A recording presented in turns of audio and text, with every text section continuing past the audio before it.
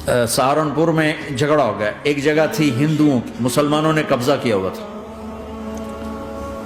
तो हिंदुओं ने केस कर दिया, अंग्रेज का जमाना था, अदालत, वो मस्जिद बनाना चाहते थे, हिंदू मंदिर बनाना चाहते थे, तो दोनों तरफ बात तपी हुई। तो आखिर वो जज ने कहा, भाई कोई ऐसा आदमी है, हिंदुओं से कहा, जो गवाही दे दे तो उसकी गवाही तुम कबूल कर लोगे, और मुसलमानों से भी पूछा, तो हिंदुओं ने कहा जी हाँ, मुफ्ती मुजफ्फर हुसैन साहब अगर गवाही दे दें कि जमीन मुसलमानों की है तो हम दे देंगे। तो मुसलमान बड़े खुश हो गए, मुफ्ती मुजफ्फर तो आखिर मुसलमान है तो हमारे हक में गवाही देगा, था उनका कब्जा नाजायज।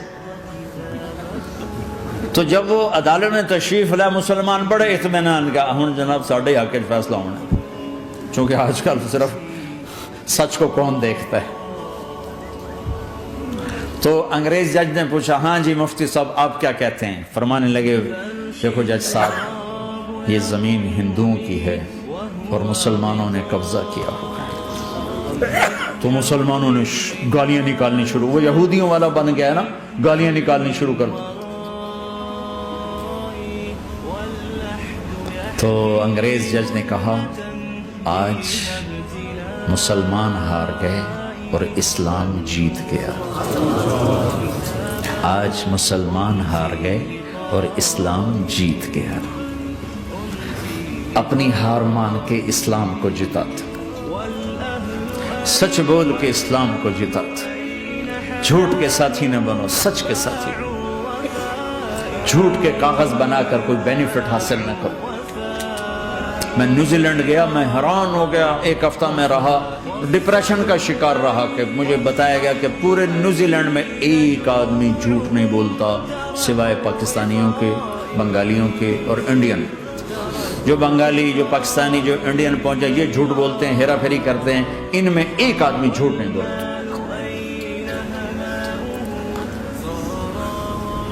सच तो एक आलमी सिफत है, जो अल्लाह को नहीं मानता वो भी कहता सच बहुत आला चीज है। और तुम्हें तो तुम्हारा नबी कह रहा है, अस्सिद्क़ु युंजी वल कज़िबु युहलिक, सच नजात देता है, झूठ हलाक करता है। आप तशरीफ ले जा रहे थे, आपको आवाज आई, या रसूल अल्लाह। आपने इधर उधर देखा, कोई नजर नहीं आया, फिर आवाज आई, या रसूल अल्लाह। फिर आपने देखा तो एक हिरनी आपको पुकार रही थी। हिरनी वो बंधी हुई रस्सी के साथ। तो आप उसके करीब गए, क्या हुआ? कहीं आपका साथी मुझे पकड़ के लाया है, मेरे छोटे छोटे बच्चे हैं, भूख से वो तड़प रहे होंगे, आप मुझे छोड़ दें, मैं उनको दूध पिला के वापस आ जाता हूं। अब वो पराई चीज है। तो आपने कहा, अगर तू वापस ना आई तो फिर? कहा, अगर मैं वापस ना आई तो अल्लाह मुझे आग में डाल दे, जहन्नम। तो आपने उसकी रस्सी खोल दी और खुद वहीं बैठ गए। वो दौड़ते दौड़ते पहाड़ों में गायब हो गए और आप वहीं बैठे रहे। कुछ देर के बाद आपने देखा वो पहाड़ से उतर कर आ रही थी। कहा, या रसूल अल्लाह, मैं हाजिर हो गई। तो आपने उसको रस्सी से बांध के वहीं खड़ा कर दिया और खुद वहीं बैठ गए। थोड़ी देर हुई तो वो आ गए शिकारी, जो ने शिकार किया था। तो आपने कहा, उनका नाम कोई नहीं मौजूद। तो आपने कहा, मेरे भाई, मेरी एक दरख्वास्त है, आप पूरी करेंगे? कहा, या रसूल अल्लाह, क्यों नहीं? कहा, ये हिरनी मुझे हदिया कर दो। कहा, या रसूल अल्लाह, सब कुछ आपका है। कहा, बस मुझे हिरनी चाहिए। कहा, ले लें। तो आपने उसकी रस्सी खोली। कहा, जा बेटी, अपने बच्चों के पास मौज कर। सच नजात देता है, झूठ हलाक करता है।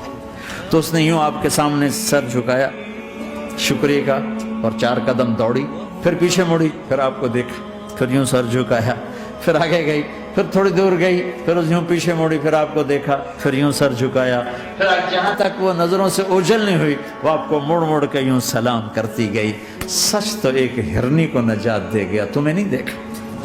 तुम्हें किस पागल ने कहा झूठ बोल के पैसा बचाओ, झूठ बोल के कागज बनाओ, धोखे दे के पेपर बनाओ? अल्लाह के वास्ते इस हकारत वाली सोच से निकलो, इंसानियत पर दाग ना बनो,